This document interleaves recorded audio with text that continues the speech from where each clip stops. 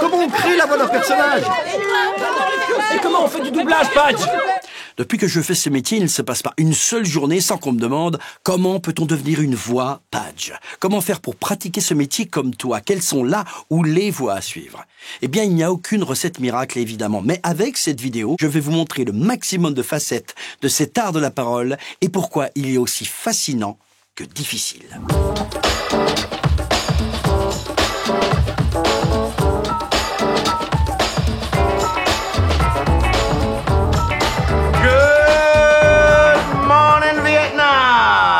Voici les infos, toutes les infos fraîches et approuvées par l'infanterie américaine, l'armée qui sent bon la rose. Être une voix, c'est tout d'abord être un comédien. L'utilisation de la voix dans le jeu d'acteur est évidemment primordiale, au même titre que la gestuelle. Quand on joue au théâtre, notre instrument premier, c'est notre corps et c'est la voix. Donc moi, je ne dissocie pas voix, théâtre, jeu, doublage, radio, c'est la même chose. En fait, il faut bien sûr naître acteur, c'est-à-dire avoir l'envie irrépressible de jouer la comédie, seul ou en groupe, de sentir que l'on est fait pour ça, que l'on sait émouvoir ou faire rire, que l'on est capable d'exprimer un vaste champ d'émotions et que l'on dépasse sa timidité pour le faire partager aux autres. Donc, sentir qu'on a le don pour cela, ce qui va par la suite impliquer de grandes décisions. Et oui, comme tout métier, il faut aller à l'école. Car que l'on soit un acteur, un comédien né, forgé par la vie, avec une nature et une personnalité si forte qu'elle fait l'unanimité, il est primordial, voire impératif, comme tout métier, de travailler son art perpétuellement, donc d'y consacrer du temps et souvent de l'argent. Ce qui veut dire affiner son art par des cours de théâtre, des cours d'improvisation, de comédie et des évaluations de professionnels, des cours de musique si possible, de danse, de chant, pourquoi pas de cirque, des créations de pièces ou des courts-métrages en équipe, et puis aussi des stages avec des metteurs en scène de théâtre, de la radio, etc., etc., etc. Action. Bonjour, je suis Christine.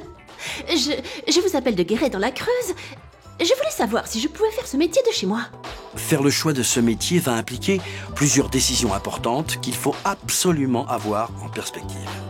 Certes, vous pouvez être comédien à temps plein dans la région de votre choix, mais, il faut savoir que 80% des gros projets se font sur Paris et la région parisienne.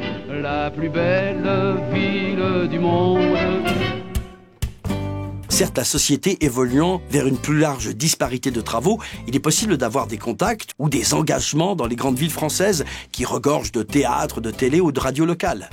Mais nous ne sommes pas dans un pays, la France, qui affiche 5 ou 6 pôles à niveau égal de propositions artistiques. Les grandes agences de pub sont à Paris, les grandes sociétés de doublage, les théâtres et les décideurs de tous bords sont à 20 km autour de la Tour Eiffel. Vous êtes sûr? Tout à fait sûr. Ça alors? Vous pouvez envisager de travailler à distance, mais il sera rare d'être sélectionné pour de grosses campagnes de pub, de grands documentaires ou des doublages de films qui nécessitent, d'un point de vue technique, que vous soyez sur place. Un intermittent se doit de se déplacer et d'être disponible. De plus, si personne ne vous connaît et ne vous a jamais vu, on vous accordera difficilement une confiance suffisante pour vous confier un projet quel qu'il soit.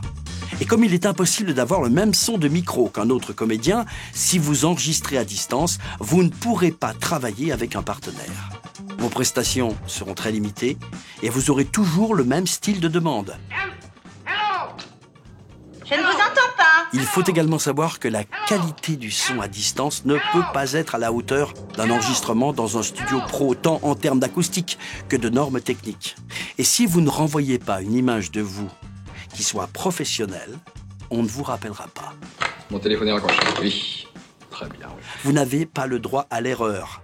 Voici une des dures réalités de ce métier à prendre en compte. Bon, parce que quelquefois le téléphone est décroché, alors bien sûr, n'est-ce pas, ça ne téléphone pas puisque le téléphone est décroché. Quoi? Donc en clair, il va être difficile de vouloir faire ce métier sans vous impliquer totalement et en tout premier lieu, vous devez venir vivre dans la capitale. Ça m'embête un peu, ça. Quelles vont être les implications de cette décision? Pour être honnête, sachez que personne ne vous attend les bras ouverts. Parce que le ratio nombre de comédiens, nombre de projets à faire est très largement en défaveur de ces derniers. C'est pour cette raison-là que vous devrez devenir des intermittents du spectacle. Et dans ces mots, il y a bien sûr spectacle, votre passion, mais aussi intermittence, la grande réalité. C'est donc un chemin de vie à choisir qui peut, mais pas obligatoirement évidemment, impliquer une certaine précarité, mais aussi, au fur et à mesure de votre engagement, le jugement sur soi-même, lorsqu'on ne travaille pas, et le jugement des autres, qu'ils soient professionnels ou pas. En clair, pour moi, ce qui va faire la différence va être l'attitude intérieure que l'on va avoir face aux recherches, face aux difficultés et même parfois, face au succès. Je fais mon boulot, top, etc. Et puis, il y a quelqu'un chez les clients, en fait, il me reconnaît sur un rire. Et à partir de là, il a dit « Ah, c'est Homer Simpson !» C'est mort. Et voilà, ils ont eu la trouille. « Ah non, c'est Homer Simpson, ça peut pas le faire. » Ça m'est arrivé, allez, quelques fois. Être ou ne pas être comédien de voix. Bien, votre décision est prise. D'accord. Vous êtes à peu près sûr d'être comédien. D'accord. À peu près sûr d'avoir le talent pour en faire votre métier. D'accord. Vous avez décidé de venir à Paris pour vivre de votre passion, mais vous avez quelques interrogations, dont celle-ci. Comment me faire connaître? Ça ne me semble pas très faisable. Une des premières choses à savoir est de comprendre que vous allez devoir intéresser à votre art une des grandes composantes des métiers du spectacle, les décideurs. Mais qui sont ces gens? Ce sont les producteurs de films, les producteurs de radio, les agences de publicité, les agences de post-production, les chaînes de télé et les différents agents. Donc, il va falloir intéresser ces décideurs et sachez que vous avez très peu de temps pour le faire. Le moment qu'ils auront à vous consacrer sera de 4 à 5 minutes devant leur ordinateur. 5 minutes, très exactement. Évidemment, le choix d'un décideur de vous faire travailler va dépendre de la demande qu'on lui a faite en amont. J'aurais besoin d'une voix. Vous pourriez me jouer ce personnage? Oui. Super, vous avez le rôle. En clair, dans le travail de la voix, il y a une multitude de champs de possibilités et il faut que vous définissiez celles pour lesquelles vous êtes faite et celles qui ne vous correspondent pas. Moi, les décideurs me proposent que du doublage. Et moi, que des pubs, et ça m'énerve. J'aimerais bien me diversifier. Mais j'y pense. C'est peut-être que vous êtes bon dans ces domaines et moi dans d'autres, tout simplement. Eh oui, on s'imagine souvent qu'il faut savoir tout faire pour travailler, mais en fait, il faut savoir répondre le plus vite possible et le plus précisément possible aux demandes des productions ou des clients. Cela implique des psychologies différentes selon les projets demandés. J'ai rien compris. Non, ou alors c'est moi, Non, moi non plus, j'ai rien compris. Petite explication en bande dessinée. Voilà une ligne droite définissant les principaux axes et le champ des possibles du travail avec la voix enregistrée. À gauche, je vais placer le doublage. Série, dessin animé, film. Au milieu, je mets le jeu vidéo et les documentaires avec une ligne frontière. À droite, les enregistrements de publicité, radio, télé, Internet, film institutionnel. Jusque-là, je vous suis, mais pourquoi cette ligne verticale au milieu? Parce que je pense que c'est à la fois le même travail de comédien, mais pas la même approche des enregistrements. M'étonné. Je m'explique. Imaginons que je sois chef de plateau. Mon métier est de diriger les comédiens. Je suis un des décideurs cités plus haut. Mettons que l'on me confie la version française du nouveau James Bond. Tout d'abord, j'étudie le film en amont et je fais le choix de mes comédiens. En premier, ceux que je connais et dont je sens la correspondance, qu'elle soit physique ou vocale, ou les deux, avec l'acteur ou l'actrice à doubler. Puis je leur fais passer un casting, tour à tour, sur les rôles pour lesquels je les envisage. J'ai un temps de travail qui varie pour rendre ma copie. Mais si c'est un long métrage, j'ai 1 ou plusieurs semaines pour le faire. Nous travaillons entre artistes. S'il y a des erreurs dans le casting, je peux facilement remplacer un comédien par un autre. Je fais mon propre puzzle. Et l'accent est évidemment mis sur la qualité principalement artistique du projet.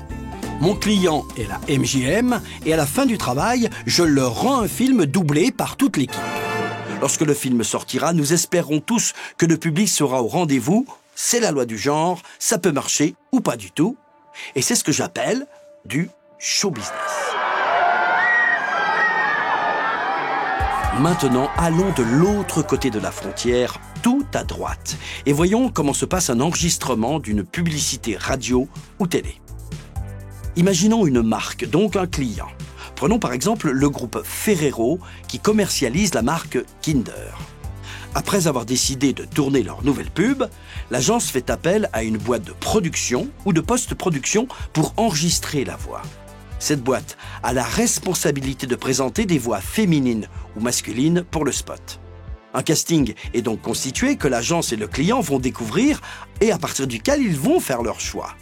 Si c'est ma boîte qui a cette responsabilité-là, je vais choisir évidemment des voix qui correspondent à la recherche, mais surtout, je vais intégrer dans mon casting des comédiens qui, au-delà de réussir la session, vont ne pas me la planter. Je répète bien ceci, ne pas me planter la session. Monsieur, alors il y avait d'autres, il s'appelait un chapeau, il Et pourquoi? Eh bien, contrairement au doublage où nous sommes entre nous, lorsque je vais convoquer le comédien pour un et un seul enregistrement de la pub Kinder, il y aura le mardi matin à 10h30 non seulement l'agence de pub, mais évidemment le client, monsieur ou madame Ferrero France, mais aussi Ferrero Italie. Il y aura le réalisateur, les créatifs et les commerciaux de l'achat d'espace. À midi, il faudra que le mixage soit terminé et surtout que le client soit content du résultat, ce qui implique que le comédien soit une force de proposition à la fois artistique, mais aussi qu'il aille dans la vision économique du client et qu'il arrive à comprendre ce que tout le monde veut. Et tu l'as dit, hein, notre boulot, c'est de gérer à la fois le comédien, le client, n'oublions pas l'agence qui est au milieu, et puis de faire en sorte aussi parfois que les stagiaires qui sont là, de l'agence, du client, tout ça, évitent de donner leur avis. Donc, pour résumer, le contexte psychologique de la publicité est totalement différent de celui du doublage. Je vous ai dit que le doublage, c'était du show business. Là, c'est d'abord du business show. On le vend à qui? Le yaourt, putain. À la ménagère. Et la ménagère, c'est quoi? Mais attendez, il faut sortir, les gars. Et pourquoi donc le jeu vidéo et le documentaire au milieu? Le jeu vidéo, la plupart du temps, il y a des exceptions, mais la plupart du temps, on a deux moniteurs, le texte d'un côté, la waveform de l'acteur d'origine, mais on n'a pas d'image, parce que quand nous, on enregistre la voix française, notre homologue américain, il a enregistré 4 jours avant. Faire du jeu vidéo, c'est faire du doublage avec des clients, les studios de création de jeux. Et le documentaire implique un aspect assez étrange. C'est celui de raconter une histoire à la place d'un réalisateur, si celui-ci est présent, qui se l'est raconté avec sa propre voix dans sa tête des milliers de fois. Eh oui, c'est comme si on lui prenait son bébé. La musique des mots qu'il s'imaginait n'est peut-être pas celle que vous allez lui chanter. C'est possible que tu sois un peu plus suave pour Sean Connery? Non, c'est plus léger, parce que j'ai déjà la voix suave. Non, mais ce que je commence à faire, Sean lui aurait même dit, il y a quelque chose que vous avez. Tu vois, ça marche pas. Bon, on enchaîne. Et ainsi, j'en reviens aux décideurs. Ça fait plaisir de voir que ça avance. Il va donc falloir que vous montriez aux décideurs que vous cochez le maximum de cases dans tous les univers de la voix enregistrée. Je peux vous faire toutes les voix que vous voulez. Suffit de demander. Soit parce qu'il vous faudra correspondre totalement au rôle à doubler. Vous pourriez me faire la voix d'un canard. Sauvage ou apprivoisé? Comme vous voulez. Soit parce qu'il vous faudra prouver que vous pouvez assumer totalement les demandes les plus improbables de clients dont ce n'est pas le métier, mais qui, au bout du compte, auront le dernier mot. Et un ornithorynque. Ce serait marrant, hein? Vous allez le montrer en produisant votre bande démo, c'est-à-dire un lieu virtuel où chacun pourra aller écouter votre talent et le télécharger. Ah, Internet est sur ordinateur maintenant? Et oui, une bande démo, c'est comme un étal de fruits et légumes qu'il va falloir présenter de la meilleure façon possible. Mais là, attention, encore une fois, vous arrivez dans un marché où il y a beaucoup d'étals de fruits et légumes, et surtout des excellents maraîchers qui proposent depuis des années à leurs clients fidèles les meilleurs fruits et les légumes les plus goûteux ou exotiques qui soient. Mais comment faire pour percer sur ce marché? J'ai bien une petite idée, mais c'est un peu radical. Tout d'abord, ne pas se décourager. Eh ben oui, Bourrouquin, on n'a jamais dit que ce serait facile. Car ce n'est pas parce qu'il y a 10 magasins dans une rue que vous n'avez pas le droit de faire exister le vôtre. Ensuite, il faut que vous vendiez les mêmes produits que la concurrence, mais avec votre manière à vous de les présenter. Votre timbre de voix, vos spécificités, vos sensualités ou vos folies. Je vais l'appeler dans les parties radioactives de Springfield. Son nom suffit à faire trembler le bitume. Oh bah tant pis, je réponds. Allô? Car au bout du compte, lorsqu'il y aura un casting, vous serez dans le même panier que les grands noms de ce métier, tous ceux que vous entendez partout, donc peut-être moi. À tout cela, nous dédions nos cafés. Intenses, sincères, absolus. Jacques Motte, une ode à la perfection depuis 1828. Ce qui veut dire que vous devez fournir aux décideurs le même niveau ou approchant de messages enregistrés. En clair, des enregistrements de style de voix que vous serez capable de refaire tout de suite à la demande. Et oui, car il faut savoir que bon nombre de comédiens n'ont pas réussi à travailler dans ce métier malgré une belle bande démo, parce que chacun de leurs messages était un puzzle de différentes prises. Risque. Rix. Risque. Rix, en fait. Risque. Donc, faire des messages dont vous maîtrisez parfaitement le style. Si vous avez une voix d'hôtesse de l'air, très utile pour vendre du parfum, mais que vous ne maîtrisez pas la comédie, restez dans ce premier style. Faire des messages d'une durée minimum de 25 secondes, et seul. Et oui, il est souvent arrivé qu'un producteur choisisse l'autre voix dans votre spot. Oh merde! Oh, c'est con ça! Et pourquoi minimum 25 secondes? Parce qu'ainsi le décideur saura que vous tenez la distance minimum d'un spot, que vous savez moduler, que vous savez raconter. Encore une fois, un producteur ne veut et ne peut prendre aucun risque. Faire des messages approchant la réalité des vrais messages de pub. Une musique adéquate est impérative, car les pros savent très très bien ce qui est fake.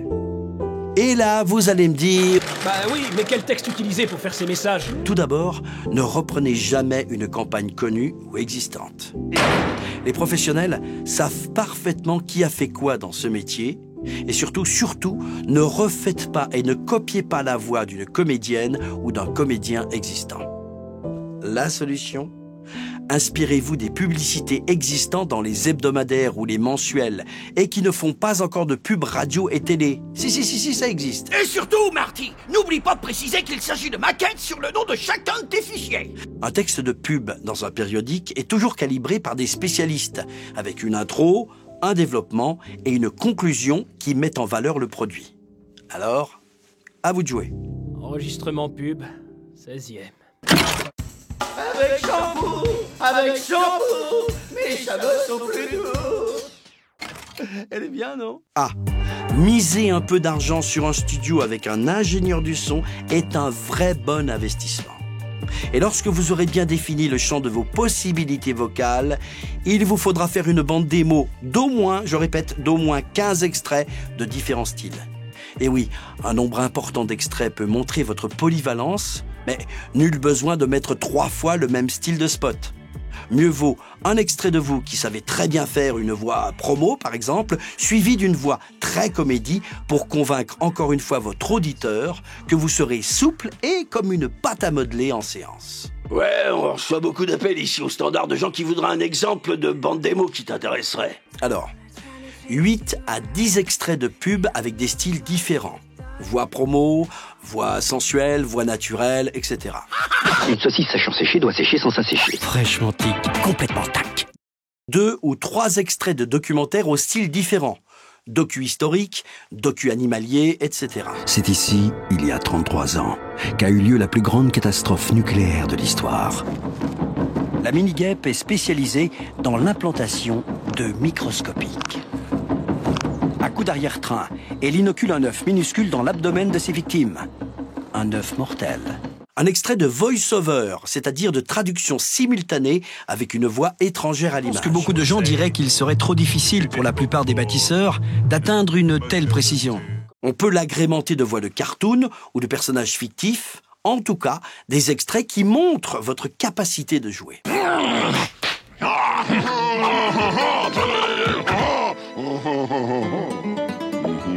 Tu as voulu jouer au plus malin avec moi, Mendoza. Mais cette fois, tu ne m'échapperas pas. C'est C'est avec bonne humeur, joyeux de soin et franche bonhomie que nous lui dédions en direct un numéro de français Wen, c'est-à-dire le French Cancan. Ah, au fait, petite parenthèse pour tous ceux qui me disent « Oh là là, je fais vachement bien les imitations ». Sachez que le pourcentage d'imitations qu'on vous demande est de moins de 2%. Ça, c'est un autre métier.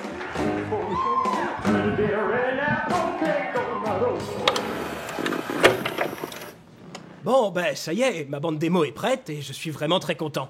Mais maintenant, la question c'est... Qu'est-ce que je fais avec ça? Rappelez-vous mon exemple sur les étals de fruits et légumes. Vous avez tous vos produits en stock, prêts à être dégustés, mais comment les vendre? Eh bien, pour vendre, il vous faut un magasin. Car les décideurs vont venir faire leurs courses tous les jours, parce que personne ne s'arrête de manger. Et là, vous avez un peu plus de chance que lorsque j'ai commencé ma carrière. À l'époque, se faire connaître passait par vous faire remarquer au théâtre ou au cinéma. Puis, il y a eu l'avènement des cassettes audio, puis ensuite les premiers CD de démo, ce qui facilitait grandement le travail des producteurs. Hé, écoute-le ta race. Prends-le dans la main. Voilà, oh! T'as touché, t'achètes, je te préviens. Maintenant, vous avez des lieux virtuels qui peuvent faire office de magasin. Je veux bien sûr parler des sites internet avec leurs corollaires, les réseaux sociaux, où vous pouvez afficher absolument tout ce que vous avez dans votre petite boutique. Donc, il vous faudra investir dans la création d'un site internet qui regroupera vos démos de voix téléchargeables et pourquoi pas les autres axes de votre créativité. Personnellement, j'en ai profité pour mettre mes créations de maquettes en allumettes. Mais il vous reste encore à faire circuler la publicité pour votre magasin. Bande démo. Qui va écouter ma bande démo? Oui, mademoiselle. Il y a moyen de l'écouter, cette bande démo? Bien sûr, je vous donne le lien tout de suite. Vous avez de quoi noter? Oui, attendez. Je prends un stylo. Je vous écoute. Et oui, il vous faut faire parler de vous et c'est le rôle de vos réseaux sociaux. Vous affirmez à tous que vous êtes bien comédienne ou comédien et que si on vous cherche, eh bien, voilà, vous avez un endroit où on peut vous trouver. Mais ça suffit pas. Si vous voulez vraiment que l'affaire se fasse, faut avoir une tactique. Enfin, vous partirez à la quête d'un représentant, que ce soit un agent de voix ou un site spécialisé dans les castings. Mais là aussi, attention, il y a énormément de concurrence, ce qui est normal, et peu de facilité pour intégrer les listes des prétendants.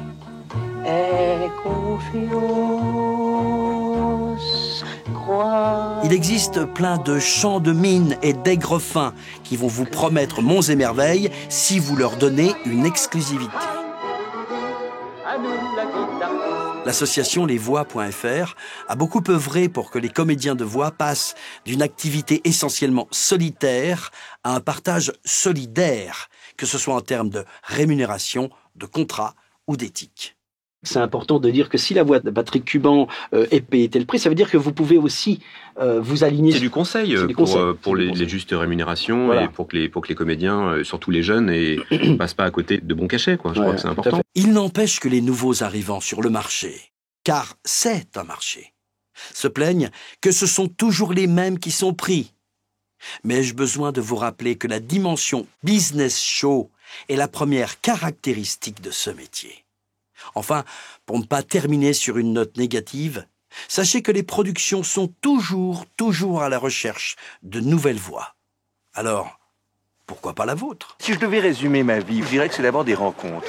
Des gens qui m'ont tendu la main peut-être à un moment où je ne pouvais pas, où j'étais seul chez moi. Et c'est assez curieux de se dire que les hasards, les rencontres forgent une destinée. Parce que quand on a compris, c'est aussi une question de rencontre, d'accord? Je conclurai par l'éthique de cet art qu'est le travail de la voix. Nombre de personnes sont fascinées et ont une réelle envie d'en faire leur métier. Au-delà des angoisses de l'intermittence, au-delà des difficultés pour récolter les fameuses heures pour pouvoir continuer, au-delà des opinions contradictoires que vous allez rencontrer sur votre chemin, eh bien, il y a un réel plaisir à poursuivre son rêve, à oser repousser les frontières d'une certaine peur de ne pas y arriver, à aller à la rencontre de soi-même et des autres. Mon petit conseil en plus, travaillez votre être intérieur et assumez l'entière responsabilité de vos choix et de vos expériences. Oui, n'oubliez pas, si vous réussissez, c'est de votre fait, et si vous échouez, ce n'est pas la faute des autres. Vous êtes votre propre voix. Bien. Messieurs, il ne me reste plus qu'à vous remercier de votre attention.